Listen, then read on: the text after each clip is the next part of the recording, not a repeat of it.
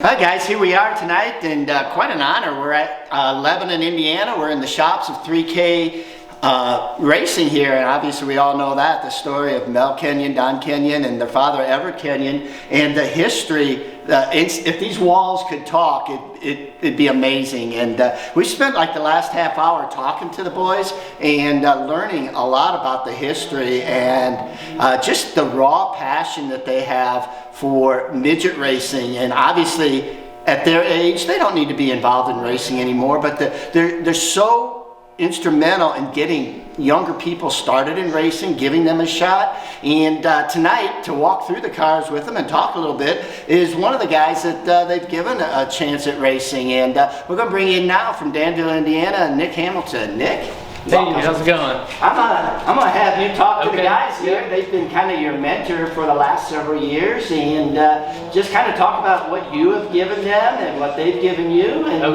let's just talk to the Rumble fans about midget racing. Yeah, so I mean, obviously you can see these cars are kind of special, but you see down there they got their outdoor cars that they run week to week. What makes these cars a little more special to run once a year in the Rumble? Well, basically the cars are the same as my regular K cars. They're the same wheelbase, same everything, except that they're a little wider. We can run more offset because of the rules indoors. And we've moved the shocks out on the right-hand side to get rid of the bicycle, which you get with a narrow setup. Okay. And it's just basically we've tailored a K car for indoors. And the engines are a bit different because we can run. This is actually a K car. It's just got a different engine in it. They have a little bit different offset as far as shock position, axle widths, stuff like that. But other than that, slightly modified. They are, yeah, they're modified for the K car. But they're good indoor cars. You know, you and your brother Kyle have done real well for us since we've had you. Mm-hmm. And we get along with the Hamiltons okay. We've done all right, yeah. we like having the two sets of brothers racing together. Always helps us out. Now, I think one thing we see indoors is all the push trucks pushing off cars. What makes this one different to be able to fire it off back in the pits? And does it benefit us as a team, or is it just something? Well, it does really, because with a starter and a clutch, you can start them without pushing them, and you got a clutch. We have a 5-speed transmission. We only use one gear. We change gears in the rear end to match up with the racetrack that we're at. So it just makes it so much simpler without a push drop. Yeah. You can get going in a hurry outdoors with all my K cars. You know that's one reason why the promoters will take us, because they don't need push trucks. We were self-starters. Also, if you spin the race car, you can restart it and take off again. You know, and start without a push truck. Yeah. So that's nice. Yeah. Indoors, they're the cars that we take indoors, which are these two here, that they're a little bit different than outdoors. We've tailored them for indoors because Larry pays such big bucks indoors, you know. But anyway, we enjoy going in. Mel and I, we started going indoors in 1958. We've not missed a one. Well, I started in '55, but that's different. He was outside. I was in a service then, okay? I was protecting him, all right? But anyway, my time was 1956, and 58 when I started, and we've not missed an indoor race since. We've been to all of them. And indoors is kind of a deal where, you know, you go there knowing that it's kind of like bumper cars. You could do real good and make $1, or you could just have fun and go home early. Yeah, you can also get upside down, so, which I've done. Yeah, I've done that as well indoors. Is there anything, I guess, between the two cars? Obviously, you look at them; they look the same as far as the body. Is there anything from a fan's perspective that makes these two different, or? Well, the only thing different about my indoor cars, the outdoor cars, is basically like I said, they're wider. Mm-hmm. They're not any longer wheelbase wise. They have a wider front axle, a wider rear axle with more offset in it. Between these two here, the two indoor cars, between Kyle's and mine, is there any edge, or? Only the driver. Okay? Only the driver. Okay. The driver makes the big difference. The car, it really is a good race car and it works really well, but it's up to the driver and how it's handling. Yeah. So I think that's something I've noticed by running this and running other cars indoors is the sturdiness of one of these cars. It really takes it to the next level. You're a little bit slightly out of control while being in control when you're racing around a small track like that, and this definitely keeps you slightly, under control and sturdy throughout the whole race, so you can stay behind the wheel. Indoors is kind of a different deal, because when you qualify, and the way the rules are, that when you qualify, and that positions you in your heat race. And if you do well in your heat race, then you start up in front of the feature. Yeah, you have to finish in the top 2 to transfer, so it does make a difference. I think it's top 3, but anyways. Yeah. But it doesn't make any difference really, but if you finish well in the heat race, it does help you in the starting position in the feature. In starting position indoors is a lot. When we used to run 100 laps, sometimes it didn't make that much difference, but now because of the fumes, we shorten the races a bit, stop it and then restart it. And it takes 2, 3, 4 laps to get going again. Once you've stopped them, like you said, Nick. Yep. Everything gets cold. Yep. So you have to adapt the best that you can. Yeah.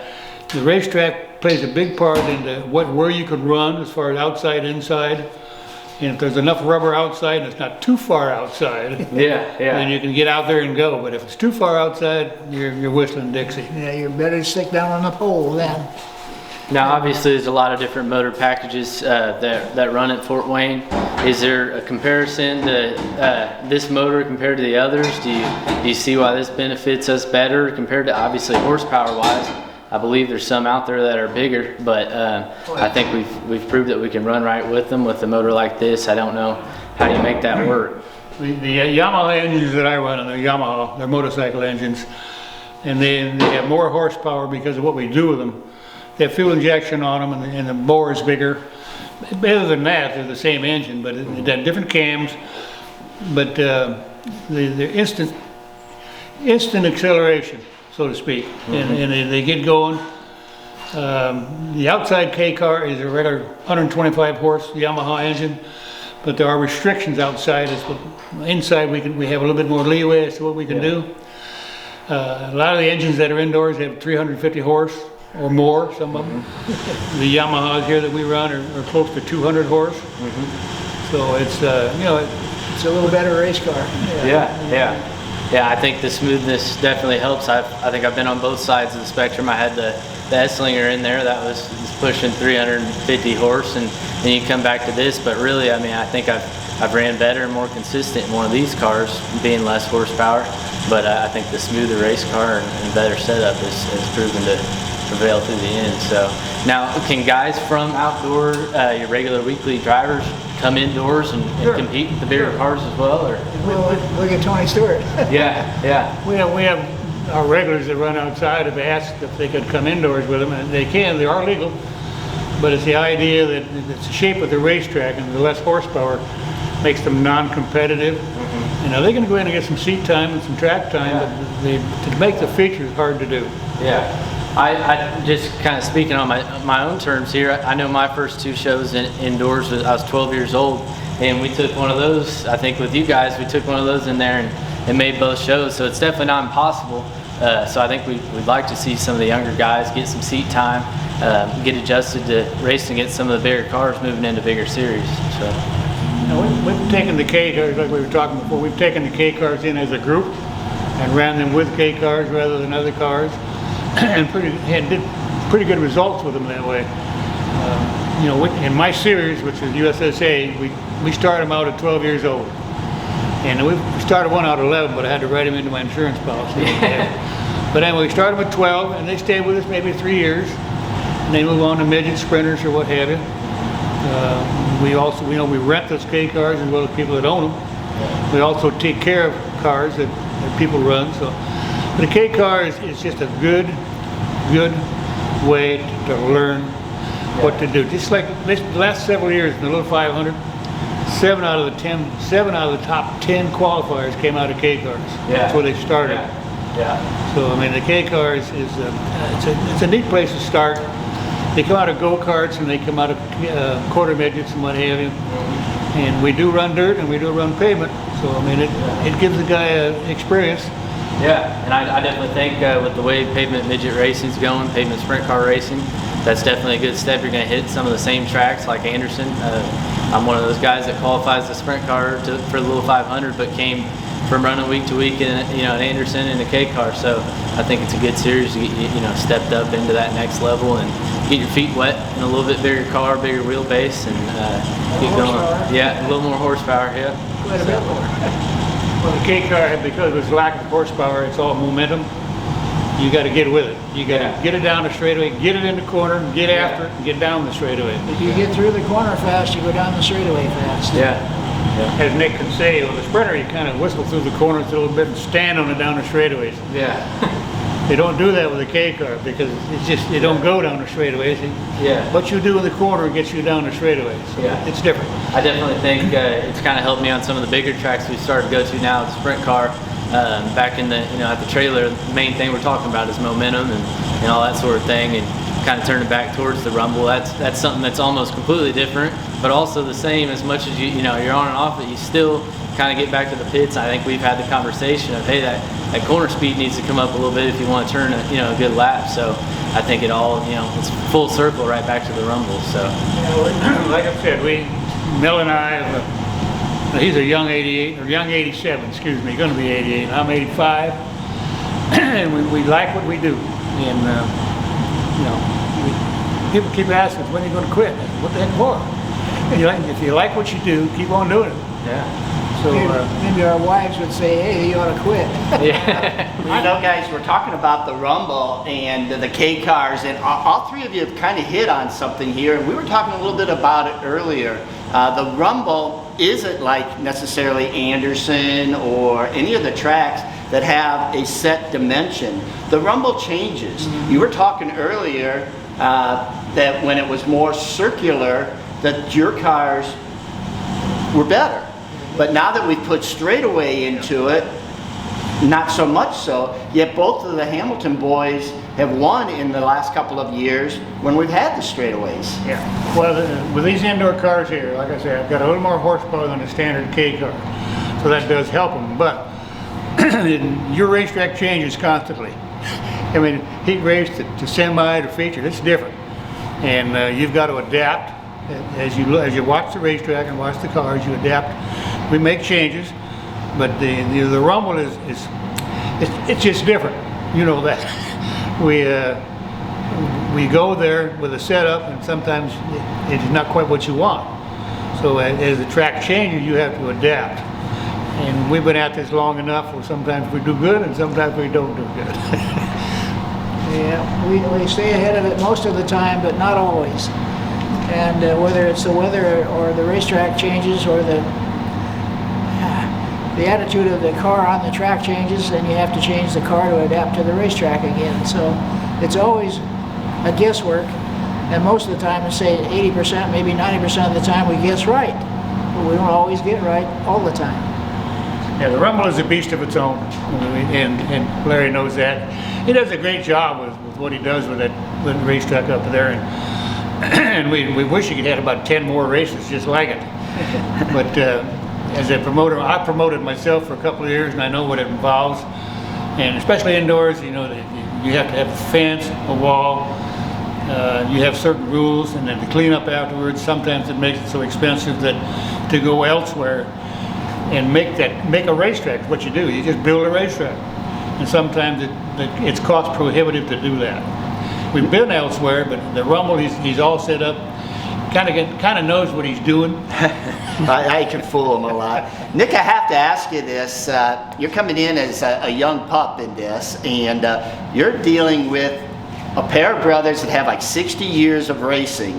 Now you're out on the racetrack and you think you have a better idea than the Kenyons do. How do you address that when you come back in the pits? It definitely is, I think, easier than people think to communicate. I think we got a really healthy vibe in the pits where we can communicate to them, and they can feed off of what I'm saying and off of their experience. They can kind of say, hey, we know what you're saying because we've seen it happen before with the many drivers we've had in our stands, and then also having my brother obviously driving for him too. I can feed off of him and kind of see what everybody's feeling, and I think we keep it pretty healthy through the pits. So that's kind of how we come out with, I don't think there's ever a, hey, we're disagreeing. I think if it's a disagreement, it's creating a fire. It's creating, how can we make this right?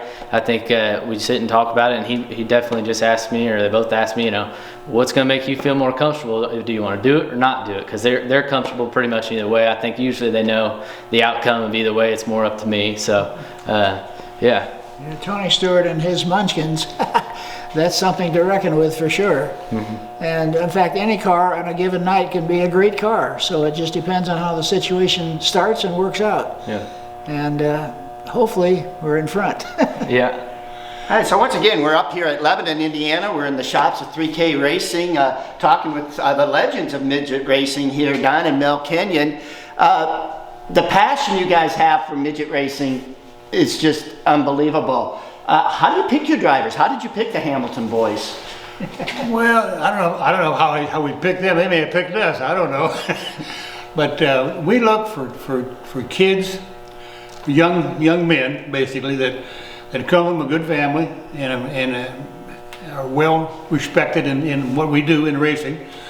And we've learned to, we adapt to almost anybody. Now, through the years, we've had some that we've disagreed with, and they've disagreed with us. But as on the whole, we try and go indoors because it's different indoors. You can be just great one day and not good the next day. So it's being different as it is. You try and pick somebody that is, hey, if we do good, fine. If we have problems, we'll be back next year. We have gals driving for us too, so. Yeah, there are young women that get in these things, and they do well. We have some that have won the championships with the K car, but we hadn't had too many indoors. I don't believe we had too many gals at all, have we, Larry, indoors? We've had Sarah and Lindsay Ligori, but I don't know if she's driven the full midget yet, just the 600 or the mini sprints. Yeah. But I know Sarah has, and the Quinones girls, Amanda and Ginny, they ran the midgets. Yeah. So indoors, like I said before, it's a completely different beast. You go there knowing, if you go there with good equipment, which we do have, and we've learned so much through the years that we've learned what we want and what we've got, and the young drivers that we've got with us basically understand what we've got, and they do a good job. So we just have a good time. We don't worry about doing good, not doing good. It's always nice to do good. But if we don't do good, we don't get all uptight, upset, and I think the kids that drive for us know that. Yeah, I think, and honestly, I think we've kind of adapted your guys' way of that more laid back, but also hammered down approach that they've kind of taught us. We've adapted it to our own shop and our own racing during the summer. Obviously, with me doing the sprint car, Kyle doing his sprint car and Silver Crown stuff, we've kind of adapted that. Where obviously we're there to win.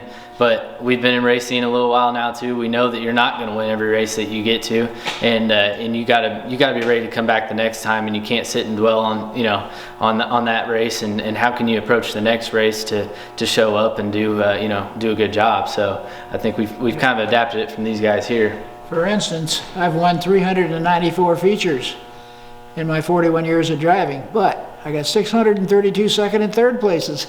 Yeah. So it's finishing is the big idea. Yeah. All right, I think what we're going to do here is, there's so much here to talk about, guys. We're going to break this up into actually 3 segments. We've kind of talked and broke the ice here and got to know the Kenyons and Nicks. Now we're going to talk to Mel and Don, and then we're going to break that off, and then we're going to talk to Nick and all of his midget racing and career.